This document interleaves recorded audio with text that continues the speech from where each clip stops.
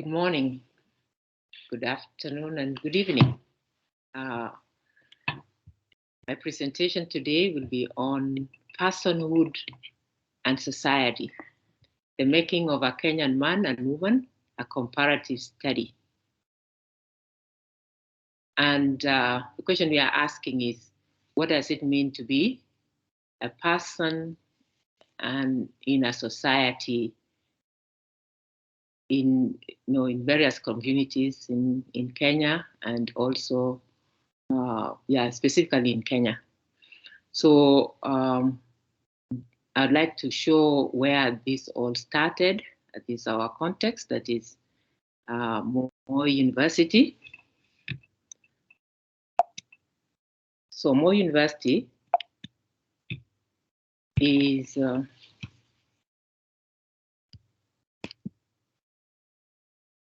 university in Western Kenya.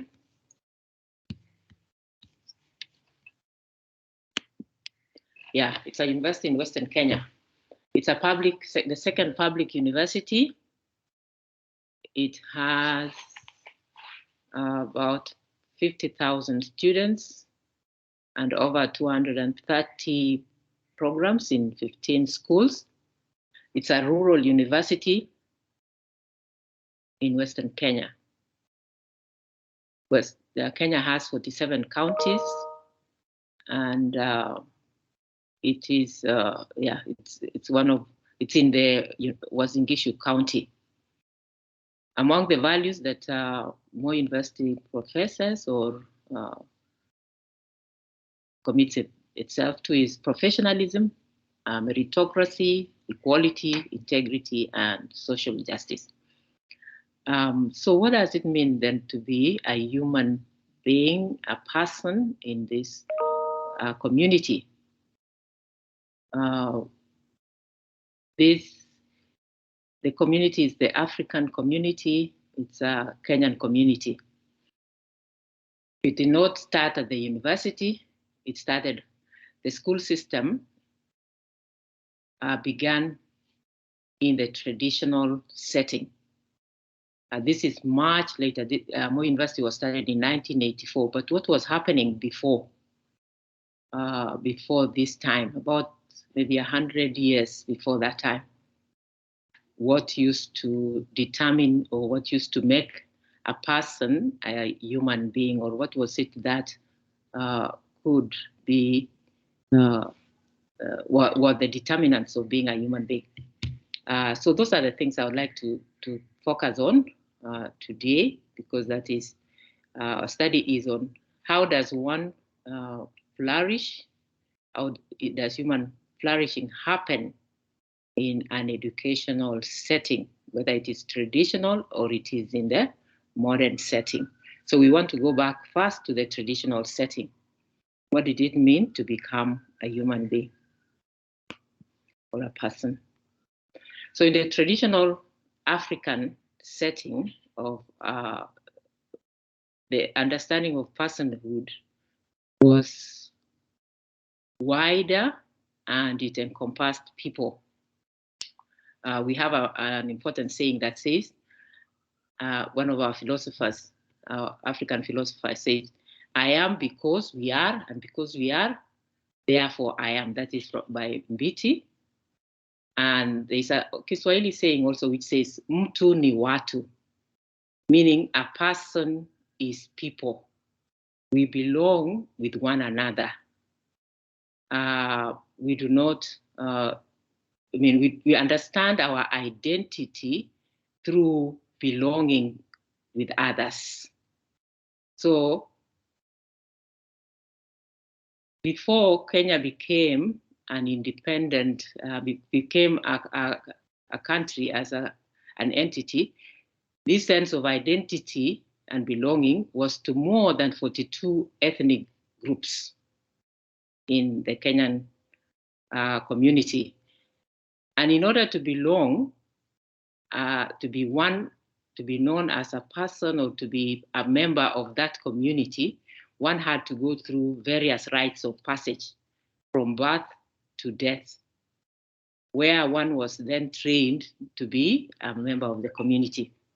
And the most rigorous of those rites of passages was the one from childhood to adulthood, in which the education and all the trappings of being a human belonging, or knowing what it means to belong to that community, were climaxed.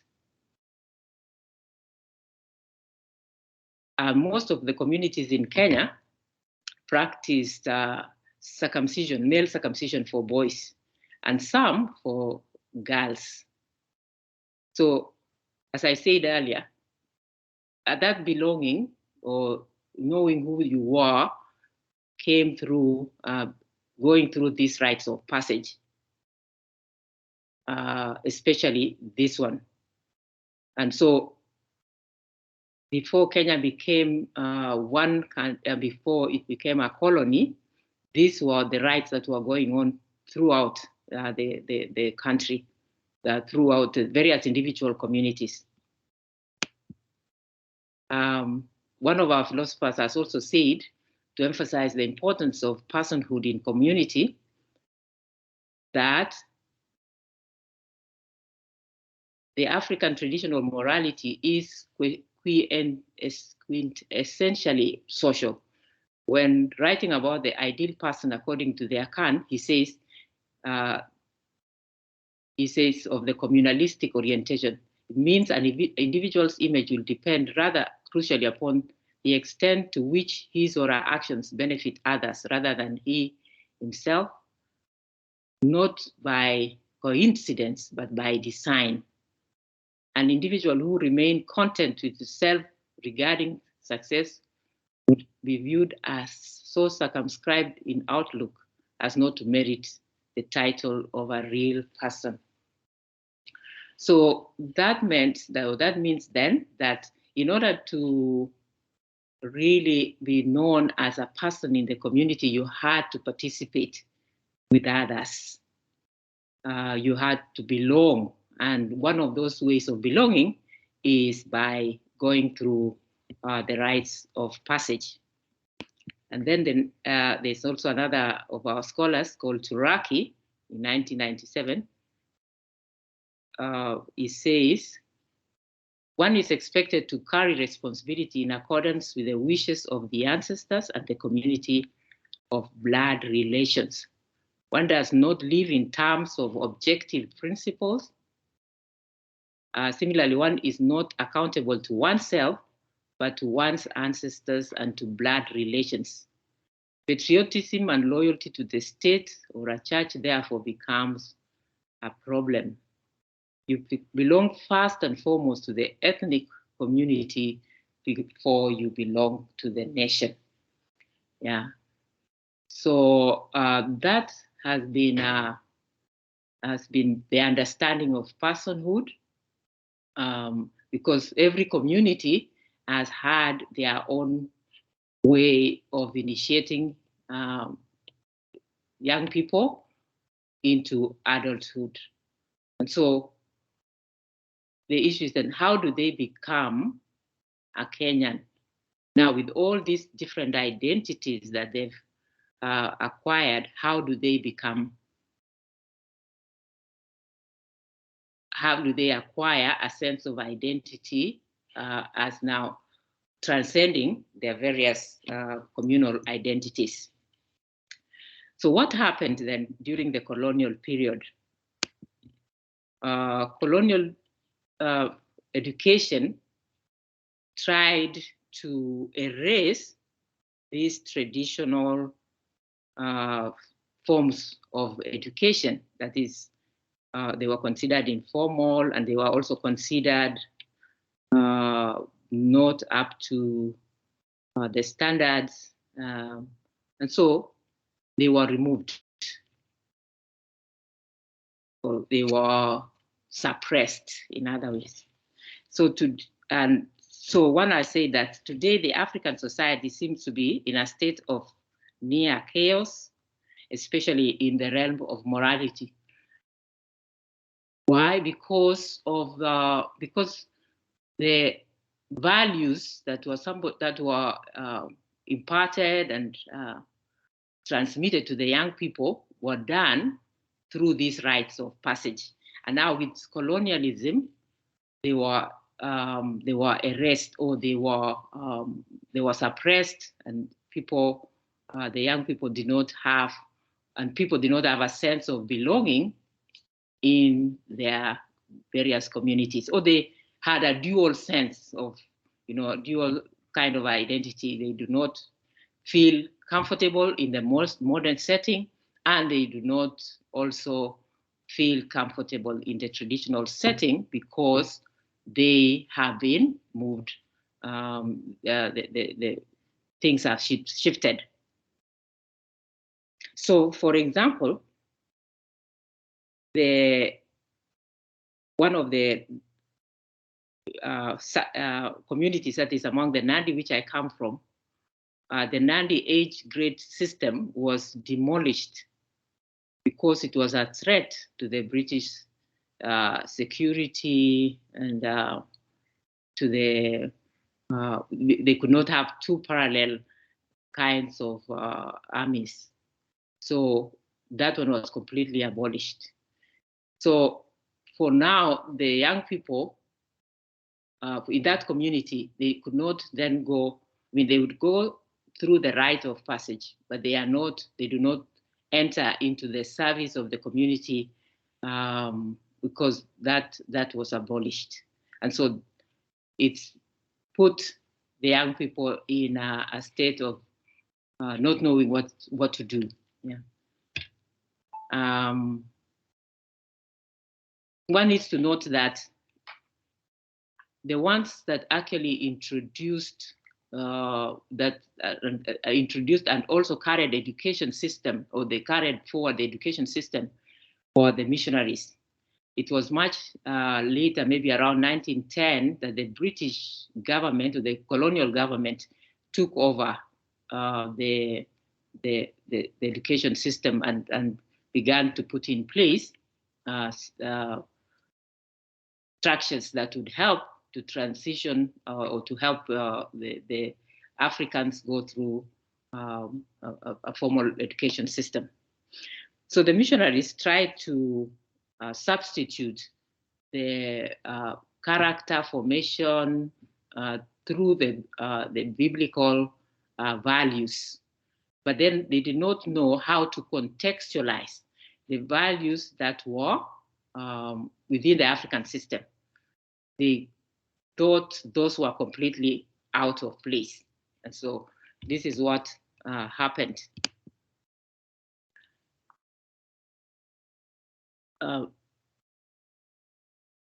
So the centrality of the initiation rites shows, one has indicated that there's a centrality. It is central, as I've said,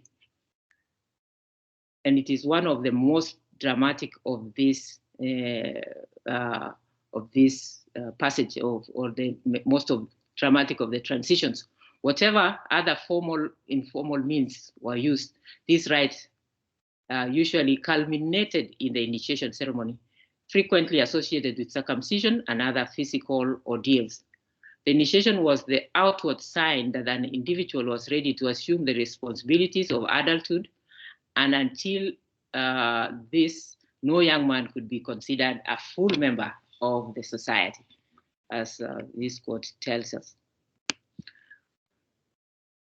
So this centrality is shown in that when there was a clash between the traditional rites of passage and the formal education system introduced by the missionaries and the colonial government, there was a conflict, which because the Church of Scotland fought against the female circumcision. That was in 1929. And as a result of this fighting and the clash of the values, there was the formation of the Kikuyu Independent School Association, which one of the educationalists has said it was not really against Christianity, rather against Western values. So there was selection of certain aspects of Western culture that they could adopt, aspects of African, they could, like education, reading and writing, they had learned that could give them a way or a part in the modern economy, and that is what they valued. But then they wanted to keep their own values, such as circumcision and polygamy. So one of those reactions was that they established even a teachers' college in Kikuyu, which rejected the government syllabus and examinations and even built their own. And this parallel system went on all the way to independence.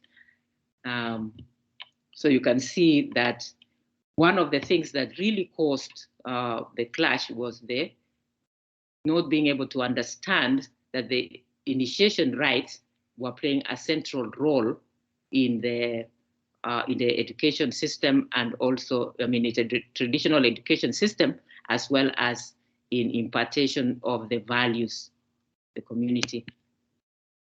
So when Kenya then gained independence, Kenya inherited a variegated system of various education systems, the missionary school systems, the government school systems, the European schools, the Asian schools, and the African independent schools, which had all to be, there were various commissions that were done so that they could be all brought together. But one thing that we can say connected all this is that the Africans preferred an academic education, which prepared them for the white-collar jobs. This was mainly characterized by a rigorous examination system that sieved the people from one tier to the next one according to their academic achievement.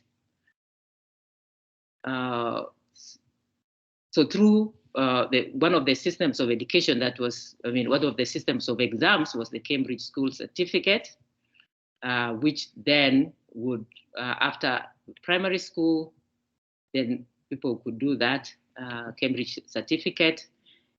When Kenya gained independence, they did then the East African School Certificate.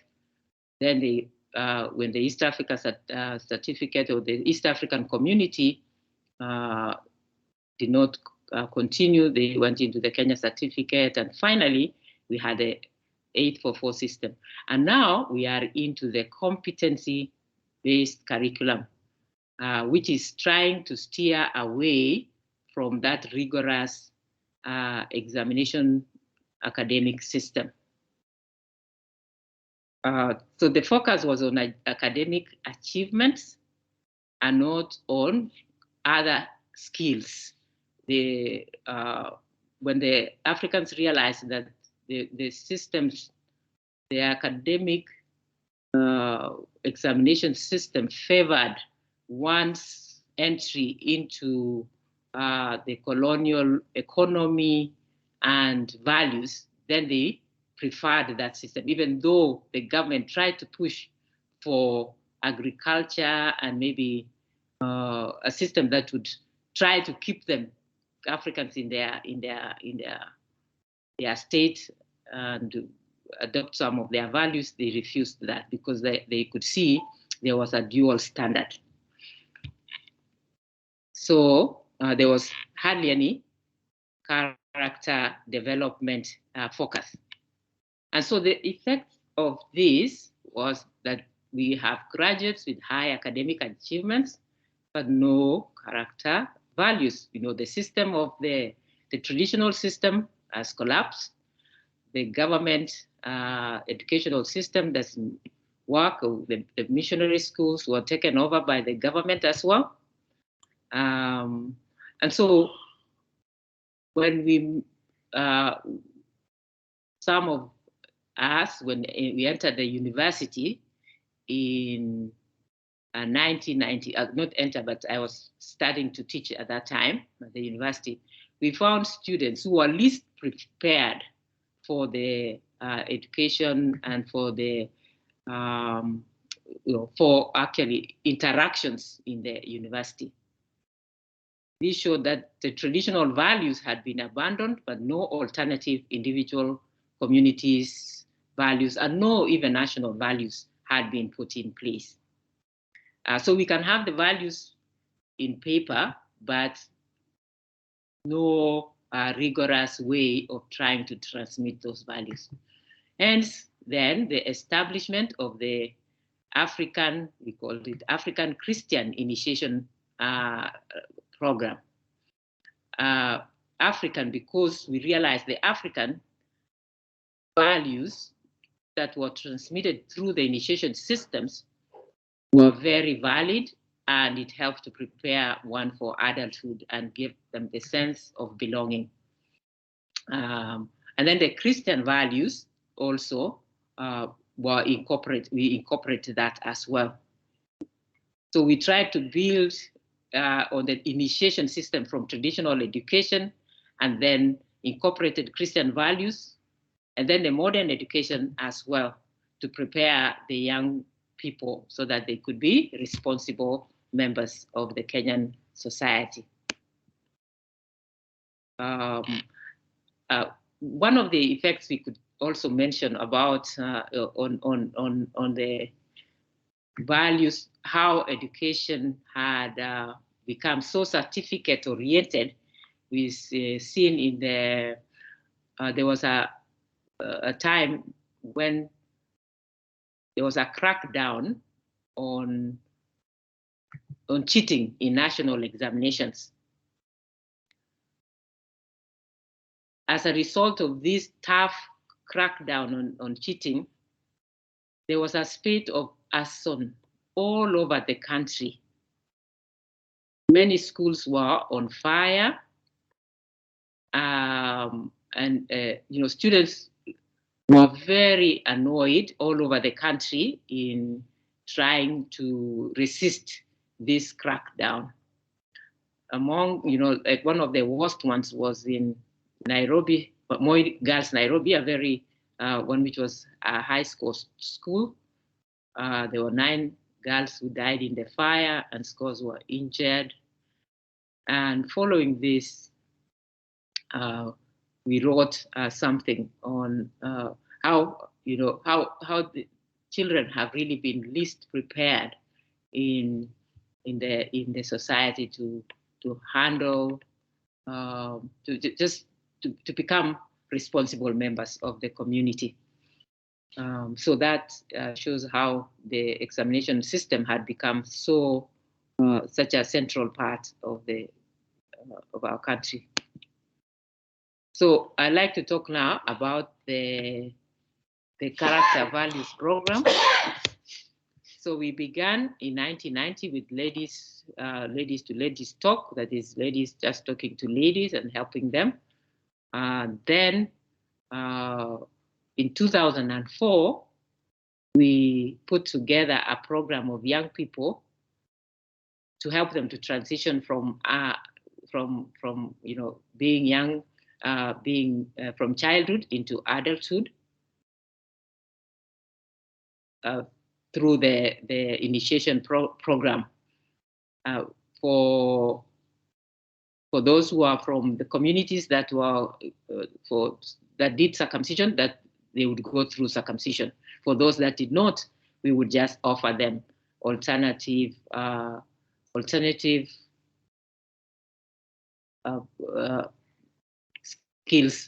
skills training. So one of the things that we did, which was different, is that we brought all communities together. Instead of having each community focus on their own, we brought them together so that it will be multi-ethnic. We also brought boys and girls together, which was also different because in the various communities, girls would be going on their own and boys would be going on their own. And they would be trained together. We kept the community celebration. And we also, it was multi-religious. So those are some of the aspects that were new. In 2016 and between 2016 and 2018, then we got a TWCF, the Templeton World Charity Foundation grant 0151 in order to evaluate this program. And yeah, so we got that in 2016 because it had been going on for over 10 years and we had not seen we had not been able to scientifically verify what the results were or what actually it was doing in the lives of the young people. And so that is when we got that grant. And the grant, the objectives of the testing, of the assessment was, the central aim of the assessment was to establish what character virtues ACIP had developed in adolescents that have enabled them to become responsible adults. Towards the meeting of this aim, the following questions were to be answered. As ACIP developed confidence and self-esteem through self-awareness in early adolescence. The second question was, has ACIP instilled the invisible realities of love, honesty, self-control, care, respect among adolescents? The third question was, are these values manifested more significantly among ACIP alumni than among non-ACIP alumni? And then what lesson must be maybe learned from the experience of ACIP? So those are our 4 questions. And the methodology of the assessment was a multi-method approach, which included our literature review, an ACIP alumni tracer study, non-experimental comparative case study involving both qualitative and quantitative designs. We had a questionnaire for all, which was a portrait of values questionnaire, PVQ, a mixed questionnaire, open and closed-ended for ACIP alumni. We also did a semi-structured interview guide for ACIP alumni, key informants, and parents, and an FGD with ACIP alumni and non-ACIP alumni. A profile, another way we also, another way of assessment was we got a profile of initiation rites in Kenya, done in 7 counties. And then we provided research awards for PhD students. We did as PhD students who are researching on initiation rites. Yeah, so we did that. And then we also had a validation workshop, a national workshop on identity and values. And then and as we came up with an ACIP strategic plan for 2019-2029. Some of the results that we got from our assessment showed, this table shows the various rites of passage that go on in the 7 counties that I mentioned. So the 7 counties were Kakamega, Keio, Nandi, Nairobi, Nakuru, Narok. So we did an overview of counties that were in the rural areas and those that were also in urban areas, so that we could see what was happening at least across representative of a cross-section of the country. And we found that there were rights that were going on throughout, these various communities. So although there had been a suppression of these rights, they were going on in different ways. Even some, interestingly, although circumcision is outlawed against the law, illegal in Kenya, there was one community that was still, and I'm sure there may be others if this is represented, because there was still a community there we found that was doing circumcision for girls. So that shows the centrality of these rights. I will say more about this. So I'll focus on the two, that is the comparative, the findings of the various counties, as well as the portrait of values. Now, for the portrait of values questionnaire, and in comparing non-ACIP and ACIP alumni, we found that there's a table that shows there that shows the issue, the value of creativity and accountability. The ACIP alumni scored high. The equity and equality, they scored high. Situational awareness, they did 93 in comparison to 65. Conflict management, 81. Empathy, 89 in comparison to 57. Peace loving, 87% in comparison to the non-ACIP, which is 69, and religion and spirituality, 84 in comparison to 53. And some of the communications that we had from them, some ACIP parents said, "I'm annoyed with you for discontinuing ACIP, because we had discontinued for some time since we were not sure whether it was doing any good for the children." I wish I had opportunity to go to ACIP. There was one in 2004 who had a non-ACIP alumni. Then one ACIP alumni said, "ACIP has made me who I am." Okay, and then one thing that we did not test, but we found out, was the transition to university for ACIP alumni was 87.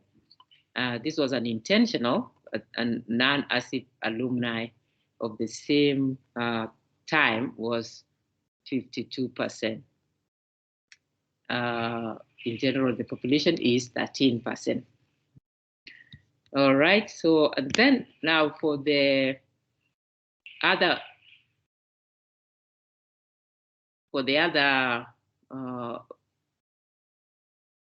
study, or the other tool that we had used to capture the traditional values across the counties, we found there were strengths like values like virtues that were emphasized were courage, hospitality, generosity, responsibility, love of neighbor, and love of God. We also, the rights were community-based and community-initiated. There was resilience of the community despite the modern challenges. The communities practice those, continue to keep those practices despite the challenges. There was communal celebrations and community participations. They built into the social element of not just doing it for the individual children, but for a group of children that would support one another throughout their lives. Okay, the limitations and the shortcomings that we found out was that there was no written curriculum, so most of them depended on oral tradition, meaning they would not be transferable, especially with the older people maybe getting out of the scene. They were meant only for individual communities. It meant that some parts of the community did in various ways, and some were basically traditional, others went to hospital, and others went to a blend of the two. The length of time also that they spent was varied. The costs were varied. Some charged very high fees, especially those who are going in the urban centers. There was a focus on one gender. Most of them focused on the boy child, and the girls were neglected. Only the communities that had practiced female circumcision before and had stopped made an effort to do an alternative rite for the girls.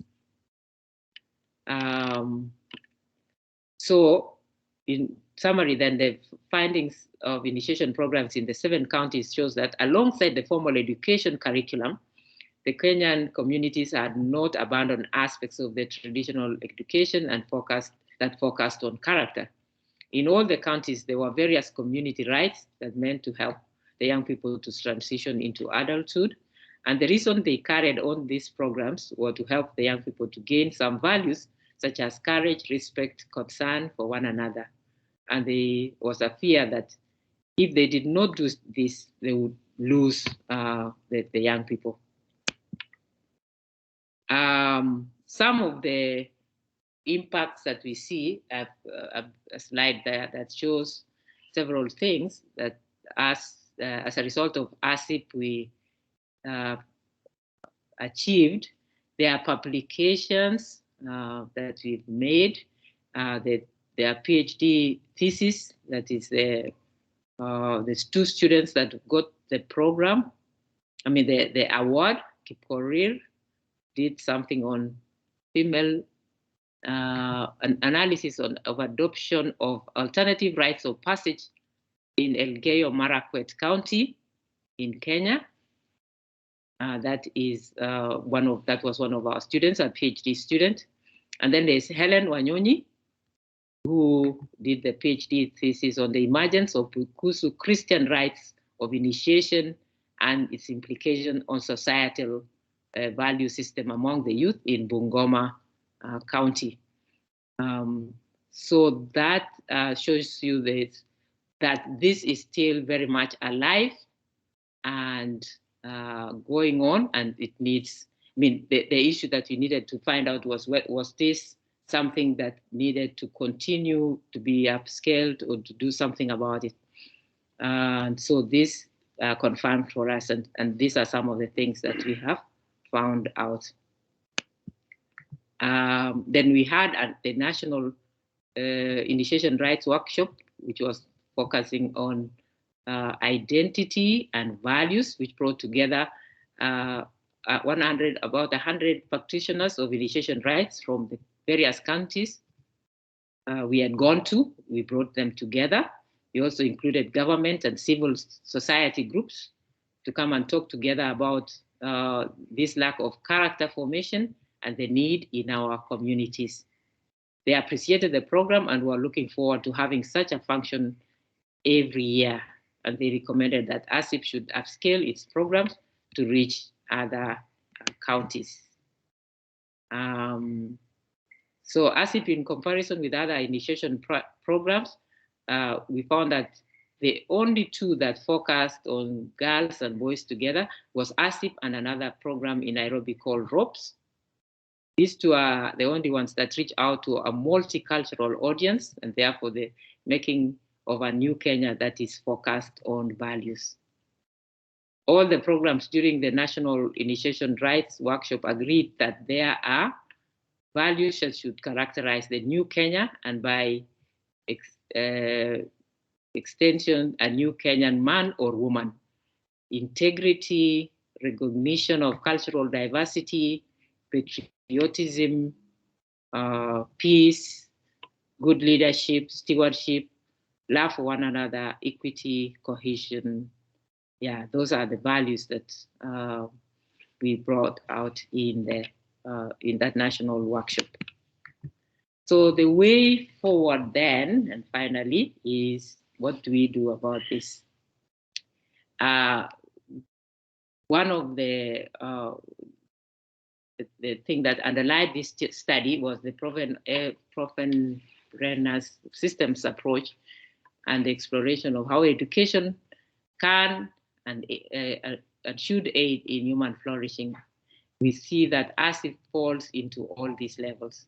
It fits into the micro, the meso, and not only assisting parents to help their children, but also the children to acquire skills such as self-esteem and hard work so that they can face uncertain times.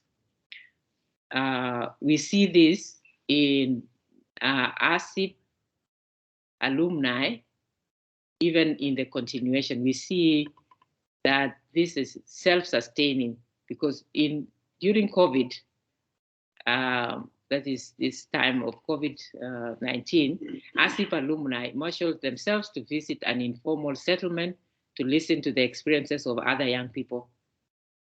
They said, as ACIP, we are not stopping. We want to see how we can help young people in informal settlements to flourish where there is very little. They would like to see the ACIP methodology helping these other young people.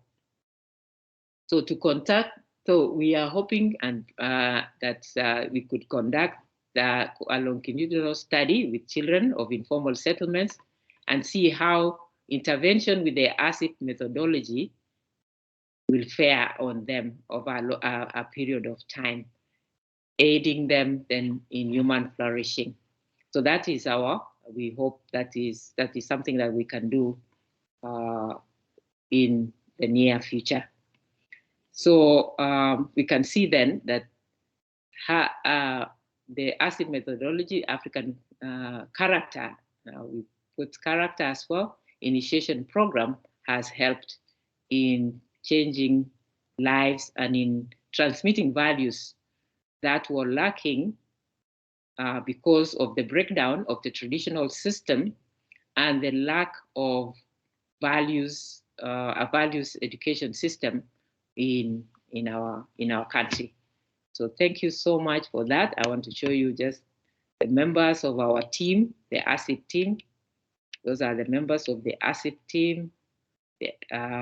Professor Eunice Kamara, Professor Wahome, Dr. Joyce Nyairo, Ms. Pamela, and the ACIP alumni. We say thank you and acknowledge also the Templeton World Charity Foundation, as well as Moi University. We have this. These are the pictures of the members of our team. Naomi, the last one, is late. She passed away in 2017. That is our social media. You can reach us on all those. The Facebook, we have a Facebook page. We have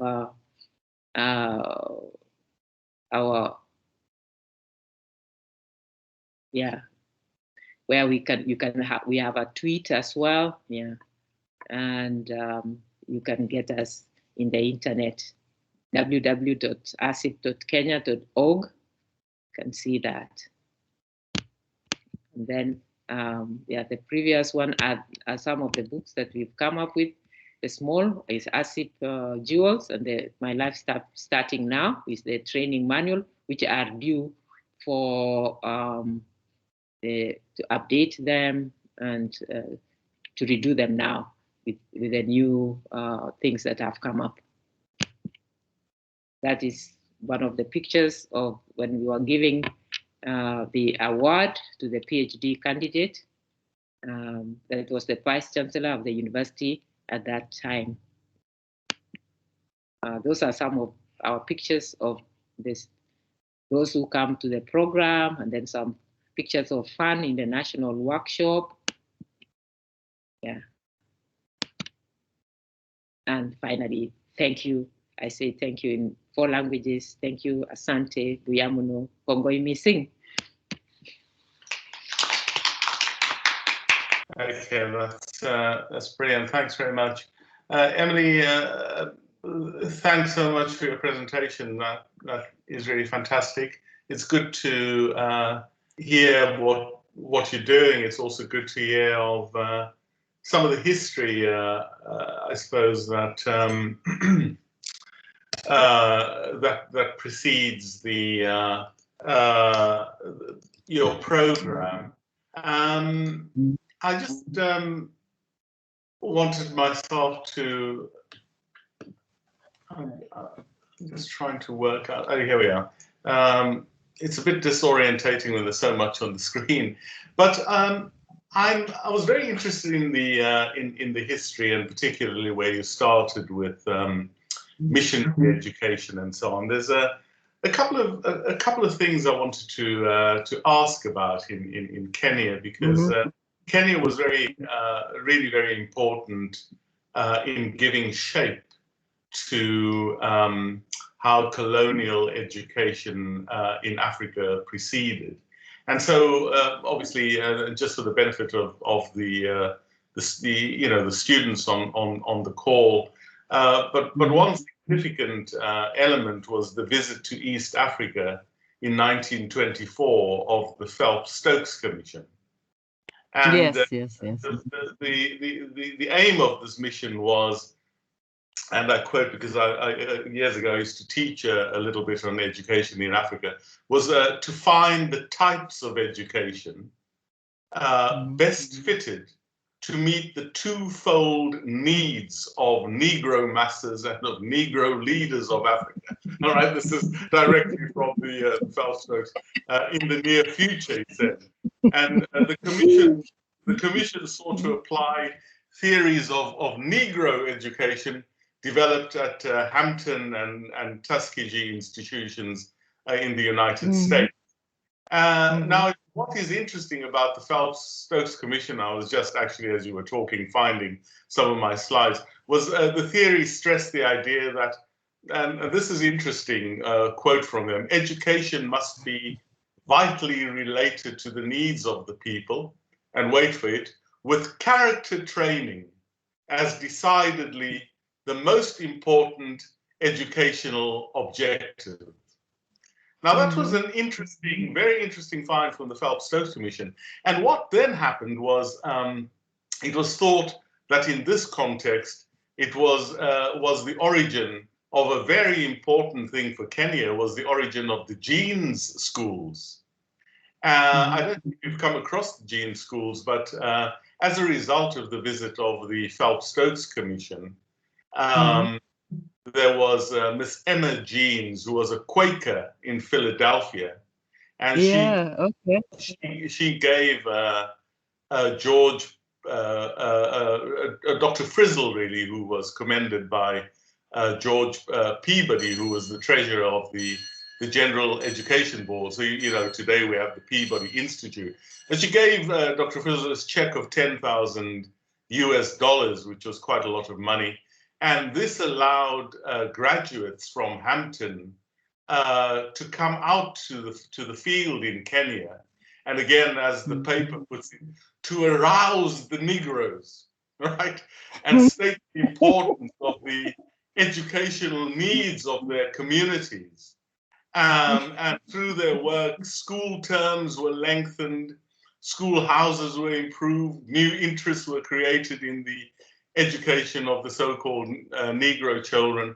But what was important here again, was the recommendations of the Phelps-Stokes Commission, the study of education in West Africa, the type of work done by the Jeans visiting teachers from the US, was stressed as a good way to develop rural African education along what they call proper lines. And the report emphasized community development, community enrichment, agricultural training, active relationships between homes and schools. And sort of finally, in the final slide, equally important is the government's provision of training and so on, so that out of school, so that they became centers of influence for the improvement of the masses of native people in the areas of health, agriculture, village crafts, home, and the final word, character. So it's very interesting. So forgive all the references to Negroes and Native and so on and so on. But I was actually just working from some of these horrifically penned texts from these documents. But the question is, side by side with this sort of historical picture of the Phelps-Stokes Commission, the Jean schools, the missionaries who weren't very happy with the idea that there was another commission led by a member of the House of Lords in Britain, who also spoke of two-tiered education for Kenyan people. One that, as you were saying, trained them to take hold of the administration, and the other was really to train them to be able to obey commands and so on. And the missionaries kicked up against that, but they didn't have funds. They depended on the British, on the Crown, really, to continue with education. So I just wondered, Emily, in the context of this, and sort of side by side with this sort of historical perspective, I was looking interestingly at Kenya's Vision 2030 for education.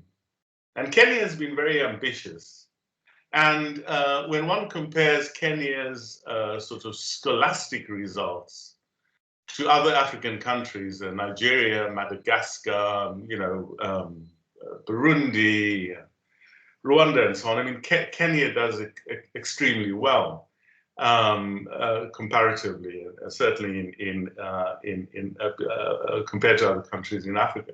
But looking at the 2030 vision astounded me a little bit, because just a few weeks ago I was looking at Tanzania's vision, and in most of the African countries, the vision is very much development of the African man and woman, the idea of as it was in your first slides, that the South African concept of Ubuntu, or you are because we are, and so on, and that runs through a lot of the vision statements in other African governments.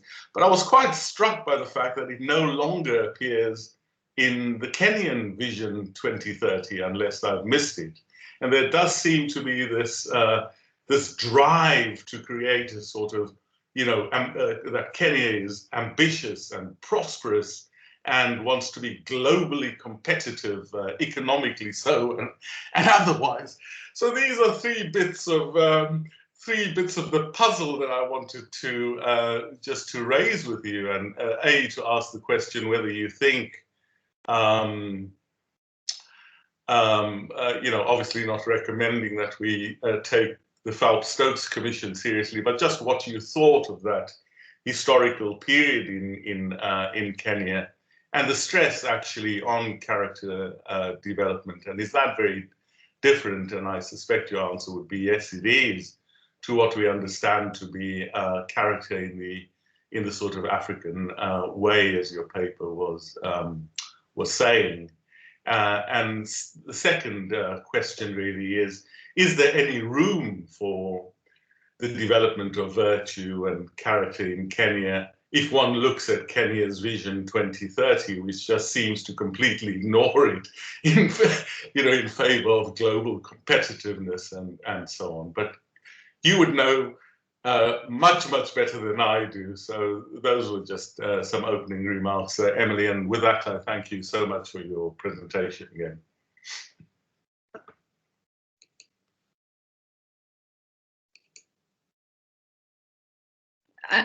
Emily, you're on mute. Emily, you're on mute. Thank you. Okay. I have unmuted now. So thank you, Dr. Johnson, for those remarks here, and the education of the Negroes as they appear at the Phelps-Stokes committee. That it's very interesting. I need to go and read it again. And thanks so much for in my history of education, we did that. As you say, that importance of character was a good emphasis that that need even. Actually, it was seen in those in 1924, and there was that emphasis. And I had not seen that. I had not seen the link with the Jean schools, as you said, the ones of that were Quakers. And one of the schools that that was established and been known as one of the national schools actually up to now is called Friends School Kamusinga. Friends School Kamusinga was founded by Quakers. They that has been known for them is their character and their values of the that. And one of the things that I've heard about that school is that they only have one rule for the students. Other students, other schools, so many rules that the students are supposed to keep. One rule: use common sense. It seems one of the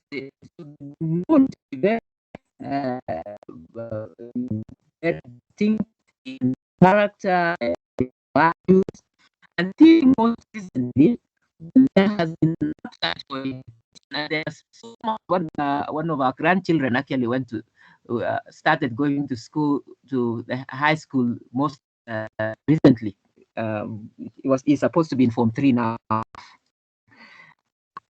but because of the so many numbers going into these schools, that it has almost been very difficult to even have that, the people, the children who go to school, they almost have been the struggle with offering the academic education that also incorporates character, values to everyone, and be able to attract people to school. The number, because now in national school, so the numbers are like, over 2,000 students in school.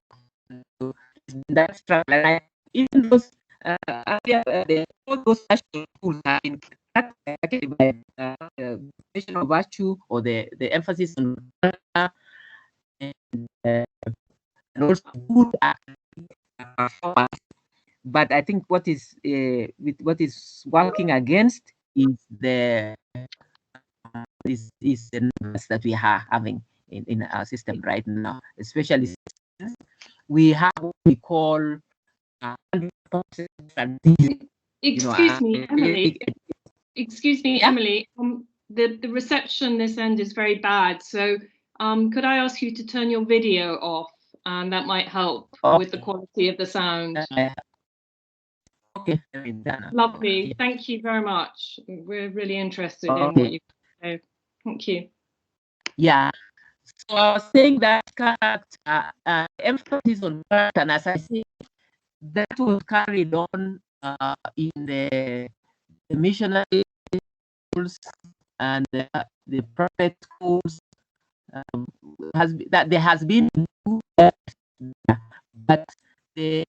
those schools now also, because of their emphasis on character, they got a good reputation and were elevated into the status of an national, meaning that they were then receive students from all over the country, all over, from the whole nation.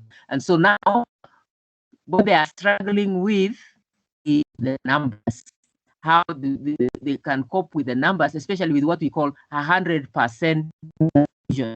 So we into high school since I think since 2000, when, yeah, I'm not sure which year is when the government has worked on making sure that students are not cut off the transition, but the best students go into the national schools.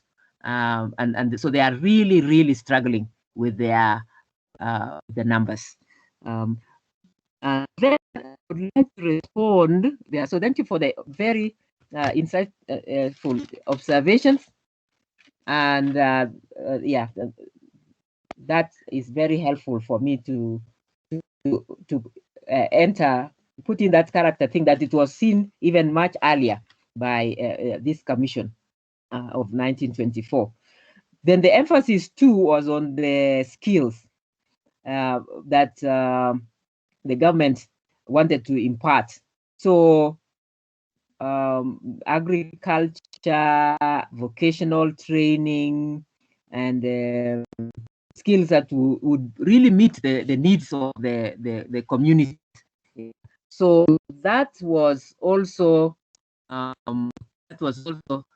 that brought in, and the missionaries, of course, did not appreciate that, but they had to include it as part of their curriculum so that they would be, of course, be accredited by the commissions.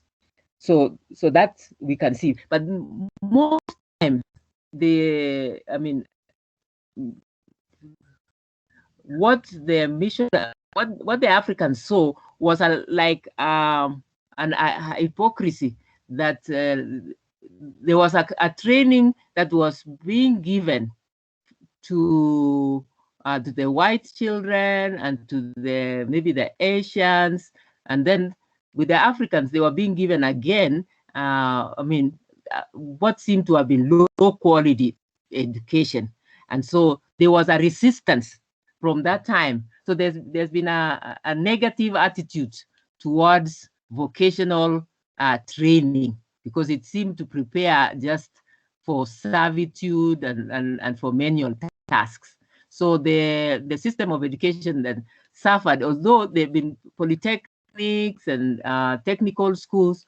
That initial part where it seemed like education was only, that part of education was only being given to the Africans, brought in a negative attitude.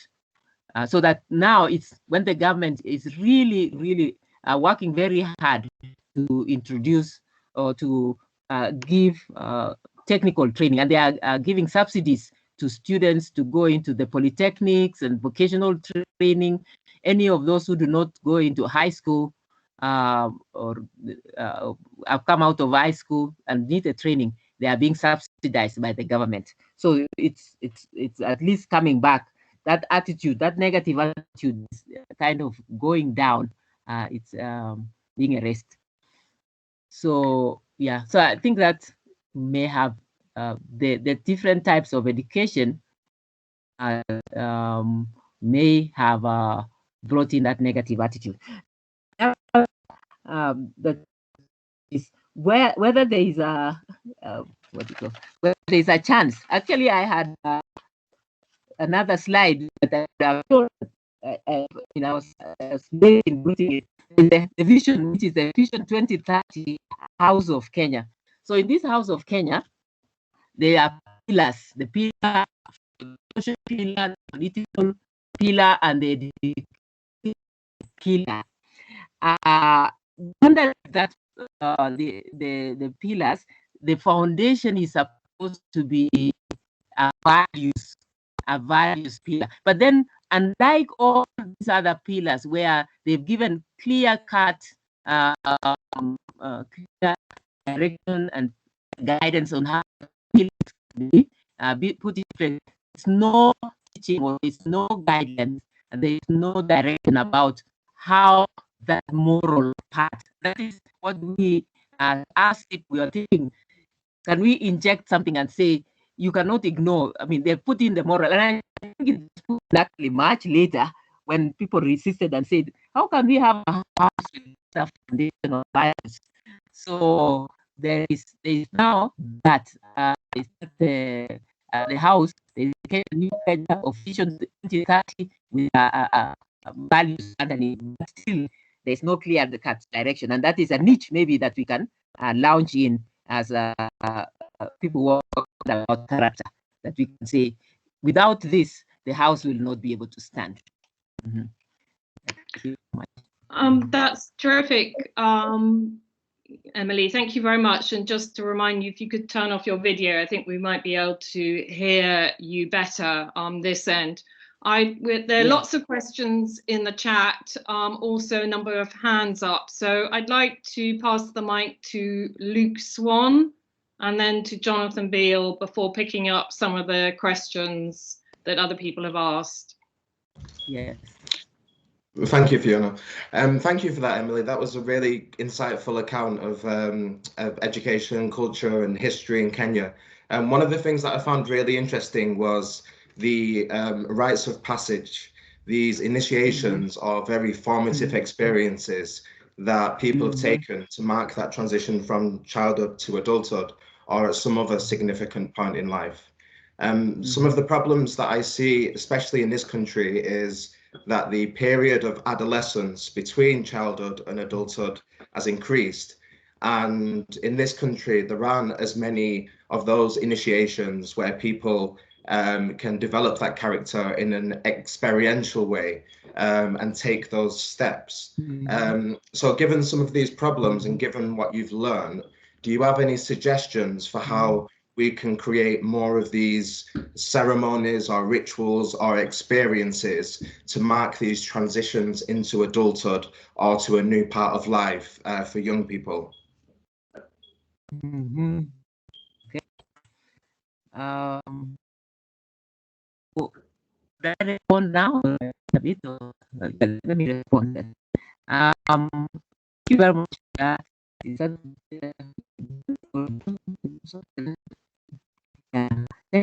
That's insightful. Are you still here? Are you getting me still?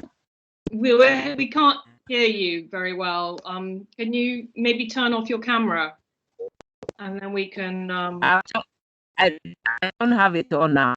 Okay. It's off. Yes, it is off. Yeah, it is off. Okay, great. Okay, we'll try now. Okay, so I was saying, yes, that these rites and initiations that we found out in literature, children or young rituals and rites a chance of flourishing and living better, coming out, being able to adapt to the world or just to the situations that they are in a much better way. So that the literature can support that all over the world, not just from Kenya, but there is there is a lot going on in the US about the initiations. Meaning it's not not accompanied by the physical part of transition, but it should be at least an initiation that they can go through. And so I could suggest some literature that we can I can give so that can see how we can be as part of could do that, where there's a cohort of young people, because human beings are social beings, okay, and if they have a relationship that they can continue and can also go through some experiences together, some things that could be incorporated, some boot camp or some sort, some physical thing that they go together that will unite their hearts together, share some of the literature that can help in forming those kinds of initiations or those kinds of experiences, so that the young people can go through. Okay, yeah. So maybe I can have a talk communication later. I'll share some of those literature. One of our work, yeah, okay, we'll do that. Okay. Okay. Thank you, Emily. Much appreciated. Well, thank you, Luke, for your question. Jonathan, question over to you. Thank you. Thank you very much, Emily, for such an interesting talk and for telling us all about the wonderful work you're doing. It's so interesting and so excellent to hear about. I'm fascinated by your character education program in particular. And my question is very simple. I just wondered if there's any particular character traits or dispositions or skills or virtues, whichever word you would like to use, that you've particularly focused on in your character education program. For example, resilience or empathy or determination or motivation or so on. All right. Yeah, we have not focused on any specific character, but we have our values. So we did not test specific. There's a questionnaire or an instrument to use. It's called the PVQ. PVQ. We test our young people went through, and so because we did not have a baseline to begin our program to test out. I mean, was being trained or what we were training on, but we emphasized courage, self-esteem, confidence, and okay. But we have not tested specific ones. Yeah. I think that's what I mean. An easy answer for now. We've not really tested, but we used this instrument to test. They were coming through. Our alumni were coming or getting this value that the instrument was testing. They were coming top in that. Yet we had not tested at the beginning. At least even when we did apply the instrument to them, in as opposed to the other, they come through superior in that. And yeah, so that's, but specific qualities we didn't really emphasize, and virtues. Thank you very much. Yeah, thank you. Thank you. So in the interest of time, I'm going to pick up a couple of questions from the chat and then pass the mic over to Cicely, Cicely Greaves, who's got some comments. So Johnson is asking if there's any quantitative data on outcomes for ACIP participants versus non-ACIP, or does that require a lot, an additional study? There is real concern from Kennedy about female genital mutilation as continually practiced amongst Kenyan communities, despite the presence of a law against it, and asking what alternative rites of passage are available for girls. And Cicely, if you'd like to turn your mic on as well, we can ask these three questions together and then give her time to respond to all of them. Sure. Can you hear me? Mm-hmm. Okay, yes, great. Yeah, I can't remember. So this was very wonderful. It's very interesting, Emily. And my interest is that I'm actually going to be doing something similar to what you've done there. I'm going to be doing in Ghana. So your information is very, very useful in regards to the virtues. That's what I have a business called Regard for Virtues. So I use the virtues to teach individuals, not teach, but guide them into understanding the virtues and to live more from the virtues. So I would really like to get some more information in regards to what you've done. I think your information will be very useful. These children are children who have been trafficked for labor. And so we're going to create something for where they'll be living there and going to school and eating and everything in this. So we're going to start the project this month.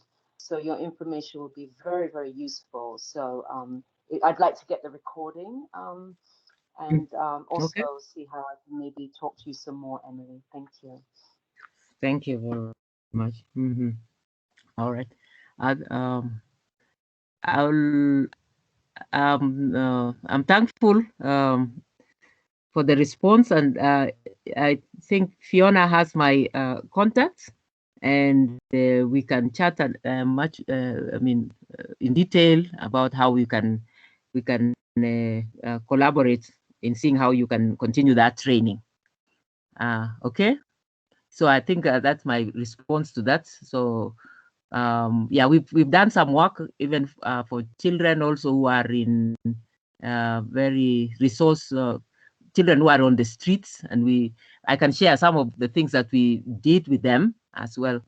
We had to adjust some of the program to really fit their situation, and so I think our program is, anyway, you can always fit it to the context that you are in. All right, I'll respond to the other two questions.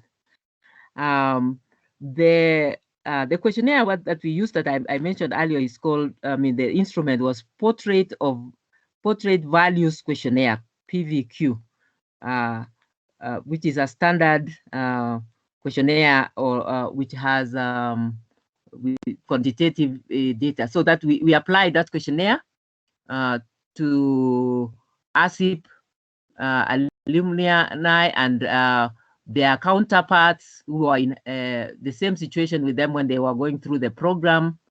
They need to give us one who went through the traditional rite and another who went through the modern rite. And so we compared the two, and we have the ACIP. So we have some quantitative results with that. But as I said, one of our limitations is that we had not tested at the very beginning, but we were testing at the end. But at least even with this, we could still see a significant impartation and change or values that were in ACIP alumni as opposed to the non-ACIP alumni. I would have presented that today, but I didn't do that. So that we have as well. So I thought we can still converse on that as well. Now, another concern was on the female genital mutilation or female circumcision, actually. So the focus, and I think it's because of not understanding what the value is, or why is this being eradicated. Because for the community, it had a place for teaching and for forming girls and putting values in girls. So when the missionaries fought against it, there was an uprising, people rebelled against that. So even now, when the government has fought against it, they still go underground because of not really understanding what is it. The people fear, or the communities fear, that we have not instilled values. So even though, so they need to really change their attitudes and rather than just condemning that and saying there are alternatives. So actually there are alternatives. They give alternatives, right? We have done for our group. More recently, I went to a community, which I thought we were doing something on values also and on identities. It's only just most recently that community have stopped female circumcision in maybe 5 or 10 years, not even stopped. They are still going on, but they are beginning to realize that they do not need to circumcise girls. So I think it's the way it has been fought, or it has been condemned without understanding what the values were. So I think taking a new strategy of actually saying we appreciate, that this is the way you've thought that values would be transmitted, but there is an alternative, and we are concerned that we can do it, and girls can still come out whole round and wholesome even without it. And in fact, there is dangers in doing the circumcision itself. Mm-hmm. So that's, for me, I think, is where we went wrong in not giving the reasons, or in not showing why this was not to be done. Yeah. So I think I've answered as much as I could those questions. Is there anything that I have yet not responded to? Well, I think there are a lot of people who want to thank you for a really terrific and fascinating presentation. And there are a lot of people who want to get in touch. So I expect to be deluged by emails in the next few days asking for your contact details, which I will provide. So a big thank you to you and the team at Moi University for terrific project, a terrific presentation, which we've all really enjoyed, and for your patience in bearing with poor connectivity, which I know is a struggle that you have. But no, really looking forward to seeing you in Oxford next term, and your offerings, your vibrant offerings that you can teach us about kind of education in Kenya. So next week we have our final speaker, who is Dr. Jonathan Beale, who's been an active contributor to this series. Yes. He's based at Eton College, and his paper is going to be on what is the relationship between education's epistemic aims and its aims of supporting human flourishing. So we're very much looking forward to seeing you all this time next week. And thanks again, Emily, for a wonderful presentation. Thank you. Thank you so much for listening to me, and thank you for all the input that I've received and learned from this. Thank you so much. I look forward to coming and interacting in person. Thank you very much. Thank you. Thank you. Bye. Bye-bye. See you soon.